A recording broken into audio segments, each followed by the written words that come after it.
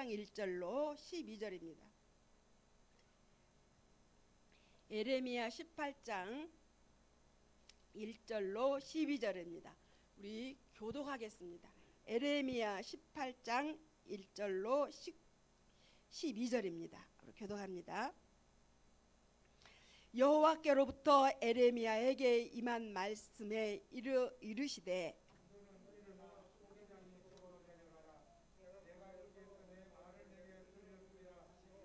내가 토기장이의 집으로 내려가서 본즉 그가 농로로 일을 하는데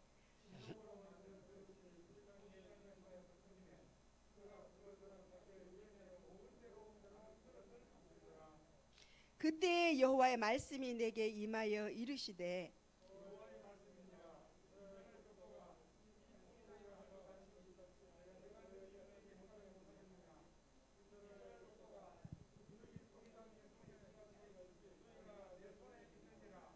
내가 어느 민족이나 국가를 뽑거나 부수거나 멸하려 할 때에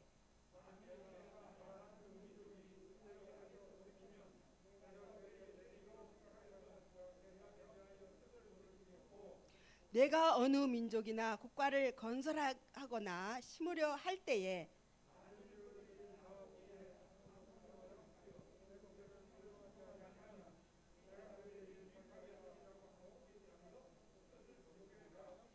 그러므로 이제 너는 유다 사람들과 예루살렘 주민들에게 말하여 이르기를 여호와의 말씀에 보라 내가 너희에게 재앙을 내리며 계책을 세워 너희를 치려 하노니 너희는 각기 악한 길에서 돌이키며 너희의 길과 행위를 아름답게 하라 하셨다 하라. 같이 합니다. 그러나 그들이 말하기를 이는 헛되니 우리는 우리의 계획대로 행하며 우리는 각기 악한 마음이 완악한 대로 행하리라 하느니라. 아멘. 오늘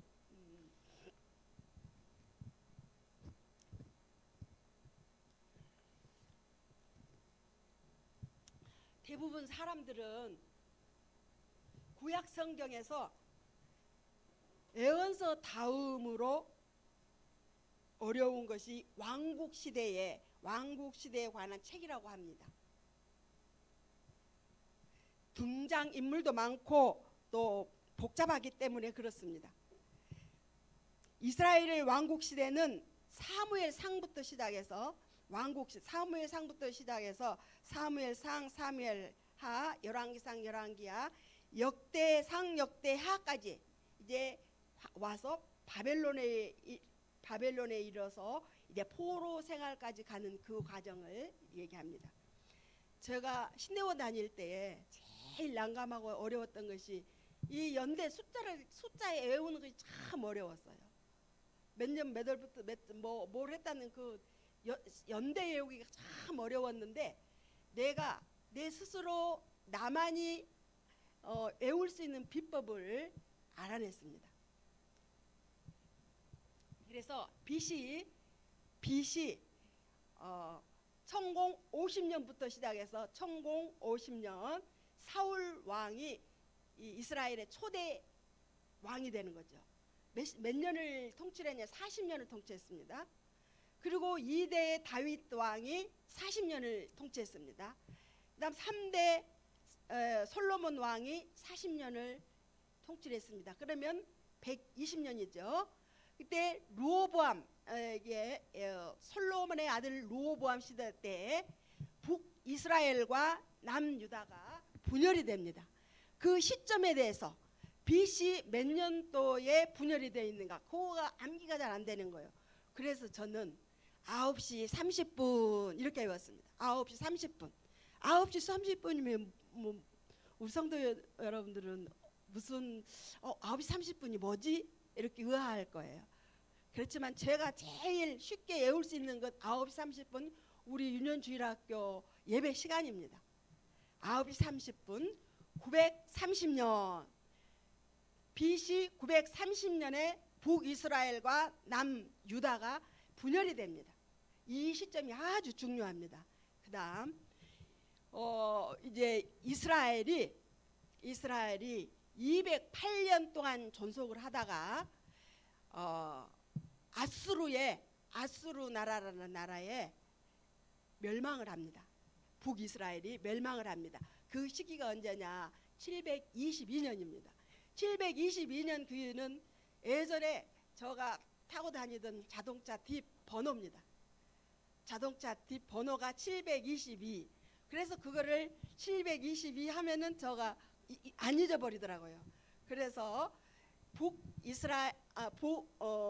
북이스라엘이 멸망할 때 어디서 아수르라는 나라에 멸망을 당할 때가 남바 자동차 뒷번호입니다. 722년 안 잊어버려요. 그 다음 남유다는 344년 동안 존속을 합니다. 그래서 어디에 망하냐 그러면 남유다는 이제 바벨론에 망합니다. 바벨론에 망하는데 이 시기가 언제냐? 우리 남편 생일입니다. 586입니다. 남편이 58년생 음력으로 6월달입니다. 그래서 586 이래서 안 잊어버립니다. 그래서 내가 지금 이 사무엘 상부터 시작해서 역대하까지 왔는데 이제 1대 왕 사울왕부터 시작해서 다윗, 솔로몬, 루호방까지 와서 이제 북이스라엘과 남유다가 이제 분열되는 그곳, 그 다음에 어디에서 몇 년도에 망했다는 거, 그것이 지금 내 머릿속에 딱 들어와 있습니다. 이렇게 제가 외워서 시험을 친 기억이 납니다. 그런데 오늘 이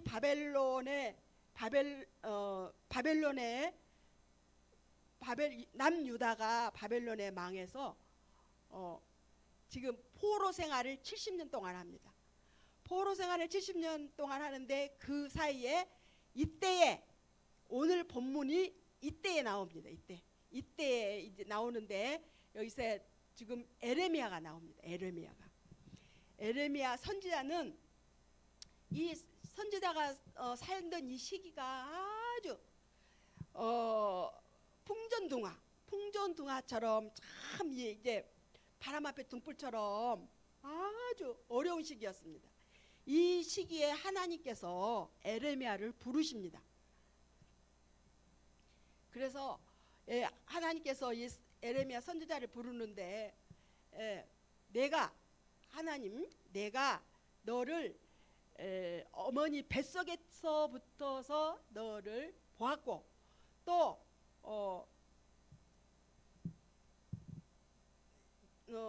너 에레미야 너를 거룩한 사람이라는 것을 너가 지켜봤다. 그러니 하나님께서 이 에레미야를 그때 부르십니다. 그러니까 에레미야는 저는 나이도 어립니다.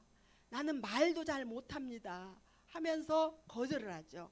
거절을 하는데 하나님께서는 내가 함께 한다는데 무슨 그런 소리를 하느냐고 이제 에레미야한테 다그치죠. 이 내용을 보면은 예전에 모세가 하나님 앞에 이스라엘 백성들을 광야로 애굽에서 이제 인도에 낼 때 그 과정이 생각납니다. 모세도 하나님 저는 말도 못합니다. 말도 둔합니다. 나는 이스라엘 백성을 끌고 갈 힘이 없습니다. 능력이 없습니다. 하고 아주 거절을 하죠. 그러나 하나님께서는 이제 모세에게 함께 하셨고 또 오늘에 나오는 이 에레미야와 내가 너와 함께 하시면은 너가 충분히 할 수 있다라고 이렇게 말씀을 하십니다. 그래서 에레미야는 지금 하나님의 말씀을 듣고 여기서부터 이제 하나님의 말씀에 순종하게 됩니다. 에레미야는 자기가 아직 어린아이에 불과하므로 말을 할 줄 모른다고 하나님 앞에 이렇게 거절을 하지만 하나님께서는 에레미야에게 내가 너와 함께 하겠다. 내가 너와 함께 하면서 구원하겠다라고 하나님께서 이렇게 강하게 에레미야에게 말합니다. 그때 에레미야는 이제부터 마음을 굳게 먹고 내가 어떤 고초를 당하든 또 사람들에게 비난을 받든 또 멸시를 당하더라도 나는 하나님의 말씀을 전해야 되겠다라고 이제 마음을 먹게 됐죠. 이제 하나님께서는 이 에레미야에게 내가 너를 환상을 보여주겠다. 환상을 보여주겠다 하면서 말씀을 하시죠. 에레미야를 에레미야를 데리고 다니면서 환상을 보여주겠다. 근데 첫 번째 환상을 하나님께서는 토기장에 작업하는 모습을 하나님께서 이 에레미야에게 보여주십니다. 그러면서 토기장의 집으로 오라고 하죠.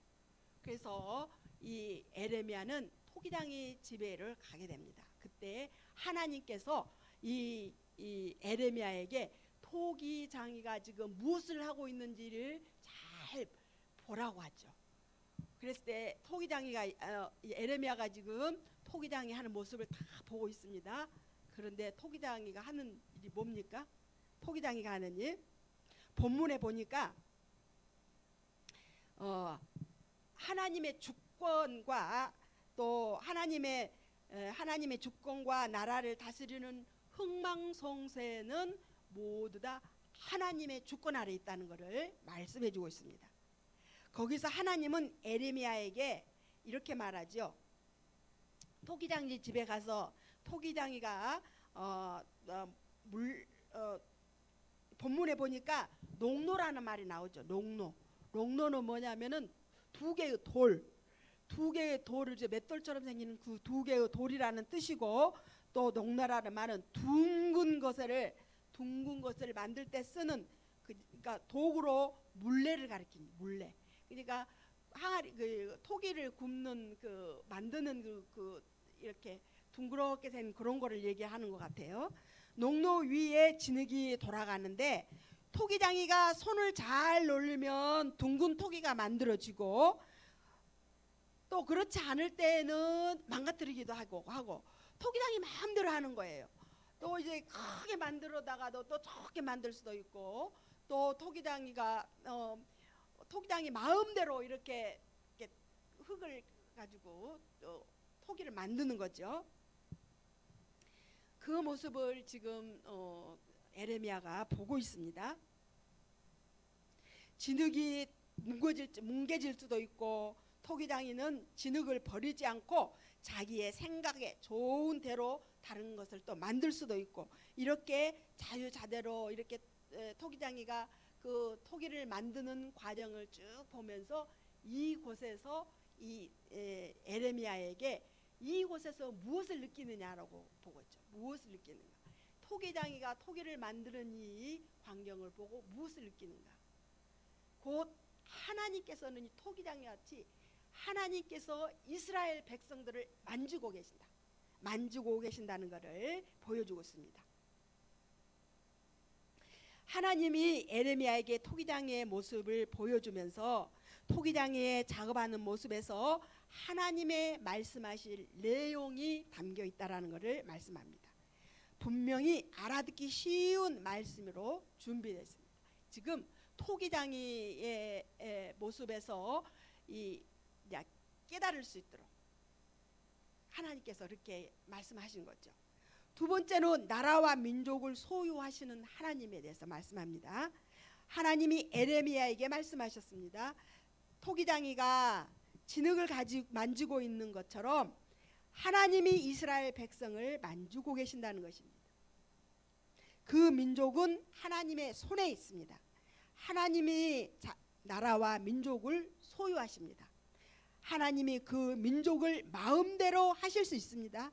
풍전등화 위기의 앞에서 이스라엘 백성이 무엇을 할 수 있겠습니까? 하나님이 막으면 아무것도 할 수가 없어요. 하나님께서 막으시면 아무것도 할 수가 없습니다. 민족이 할 수 있는 것은 오로지 하나님 앞으로 돌아오라는 거예요. 하나님 앞에 돌아오라는 것입니다. 그동안 했던 악들을 돌이키면 악에서 돌아오라. 그 수많은 악으로 인해서 이 나라가 지금 포로 생활하고 전쟁을 일으키고 망하고 하는 이런 것들도 다 하나님께서 악이 가득 차 있어서 하나님께서 아마 심판하셨을 수도 있어요. 이스라엘 백성을 향해 서운한 마음을 갖고 계실지도 모릅니다. 왜냐하면 하나님이 택한 이스라엘 백성이 하나님 말씀을 듣지 않고 죄를 행하고 하나님이 하지 말라고 하는 것만 골라서 하고, 이런 하나님께서 그 마음을 이렇게 하나님께서 돌아오라, 하나님 앞으로 돌아오라고 이렇게 말씀하고 있습니다. 하나님께서는 이스라엘 민족을 향해 서운한 마음을 갖게 된 것은 왜냐하면 하나님께서는 이스라엘 백성들을 가나안으로 갈 때에 얼마나 그 어려운 가운데서도 보호해 주고 지켜주시고 도와주셨습니까? 먹을 것 입을 것 다 하나님께서 다 해주시고, 그 어려운 상황 가운데서 하나님께서 다 이렇게 이스라엘 백성들을 품고 이렇게 여기까지 왔는데, 이스라엘 백성들이 이걸 잊어버리고 있는 거예요. 후세대 사람이 잊어버려요. 그래서 하나님께서 택한 백성을 하나님께서 택한 백성들을 하나님 말 안 들으면은 하나님께서 칠 수도 있어요. 그래서 지금 오늘 이 에레미야를 통해서 이스라엘 백성들을 죄에서 이렇게 나오라고, 하나님의 말씀을 따르라고 이렇게 강하게 말씀하고 있습니다. 이스라엘 백성은 하나님을 찾기보다는 강한 나라에 비굴하게 도와달라고 했습니다. 또한 강한 나라는 이스라엘을 보호해주지 않았어요. 강한 나라, 내 주위에 있는 나라들은 강한 나라들이 이스라엘을 보호해주지 않았어요. 겉으로만 말로만 도와준다고 했지, 하나님이 어떤 나라든지 세우거나 멸하실 수도 있어요. 하나님께서 원하시면 하나님께서 마음만 먹으면은 멸하실 수도 있고, 또 이렇게 흥망성쇠로 이렇게 흥하게도 할 수도 있고 망하게도 할 수 있는 것이 하나님의 주권에 달려 있다는 것입니다. 하나님이 당신이 선택한 이스라엘 백성 민족마저도 멸하실 수 있다고 말씀하십니다. 남왕국 유다도 뽑아내고 부실 수 있다. 하나님은 모른 척 하시면 나라가 설 수가 없어요. 하나님께서 오직 하나님만 의지해야만이, 하나님만 의지하고 죄에서 돌아와야만이 하나님께서 죄에서 구원해 주시고 하나님의 뜻대로 이스라엘 백성들을 보호해 주시고 앞길을 열어주신다고 말씀하십니다. 세 번째로 뜻을 돌이키신다고 하나님께서 약속을 하셨습니다. 하나님이 어느 민족이나 나라를 버리시겠다고 하면 그 나라는 멸망의 길로 갑니다. 또 하나님은 에레미야를 향해 나라와 민족이 악에서 돌이키면 하나님도 뜻을 돌이킨다고 말씀하십니다. 하나님의 뜻을 돌이키면 내려가려고 마음먹었던 재앙까지도 하나님께서 다시 돌이켜서 세울 수 있습니다. 하나님의 뜻을 돌이키면 하나님께서는 재앙도 이렇게 다시 설 수 있고 또 구원도 하실 수 있으십니다. 그래서 재앙을 당하지 않고 구원받는 방법이 있다고 에레미야에게 말씀하십니다. 하나님이 또 반대로 뜻을 돌이키는 경우가 있는데, 만약 나라와 민족이 악을 행하고 하나님의 목소리를 듣지 않는다면 어떤 일이 일어날까요? 하나님이 나라와 민족에게 복을 주시고 유익을 끼치겠다고 하는 뜻을 돌이킬 수 있습니다. 악을 행하는 사람이 잘 사는 꼴을 하나님 보기 싫어하시죠. 이때에 이 땅에 악한 사람들이 잘 사는 것처럼 보일 수 있지만, 그러나 그들은 언젠가는 심판을 받게 됩니다. 나라와 민족이 잘 사는 길은 합심하여 하나님의 말씀을 듣고 악행을 멈춰야 합니다. 정부와 공권력이 악행을 멈추는 일을 해야 합니다. 만약 나라와 민족이 어지러우면 합심해서 회개하고 악을 물리쳐야 합니다. 하나님이 징계하시려다가도 뜻을 돌이켜 복을 주실 수 있기 때문입니다. 네 번째로 아름다운 행위를 요구하시는 하나님입니다. 하나님은 에레미야에게 나라와 민족을 세우거나 넘어뜨리는 힘이 하나님 당신에게 있다고 말씀하십니다. 지금 풍전등화의 위기에 있는 남왕국 유다가 어떻게 하면 살아남을 수 있겠는가? 아니, 번영의 길로 갈 수 있을까? 어떻게 하면 번영의 길로 갈 수 있을까? 나라의 풍전등화와 같은 강대국의 침입 때문이라고 생각하겠지만 이것은 사람의 생각이고 하나님의 생각은 아닙니다. 하나님이 이스라엘에게 재앙을 내리고 계책을 세워 그들을 치려고 하신다면 하나님의 계책은 주변의 강대국을 들어서 활용을 할 것입니다. 그러나 하나님은 사람을 구원하고 싶으십니다. 그래서 악한 길에서 돌이키라고, 악한 길에서 나오라고, 하나님 앞으로 나오라고 이렇게 말씀하고 있습니다.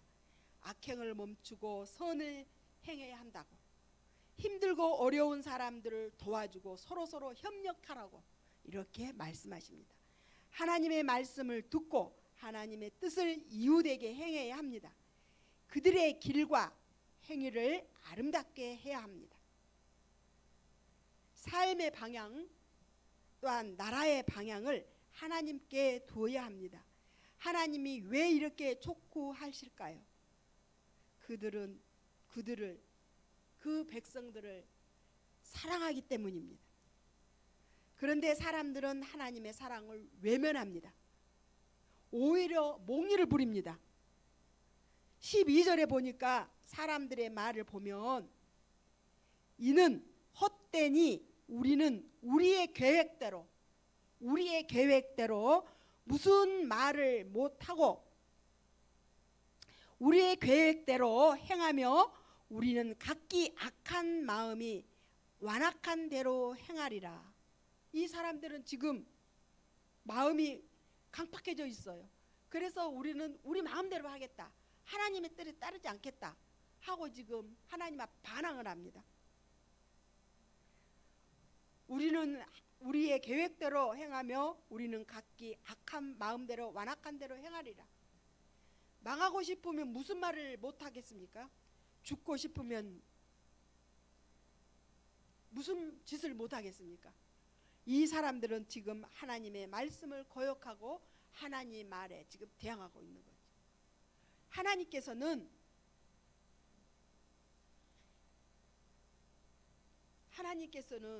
지금 말씀을 잘 듣고 하나님의 말씀대로 따르는 것이 마땅하다, 이 길만이 너희들이 살아갈 방법이다 라고 이렇게 강하게 말씀하고 있습니다.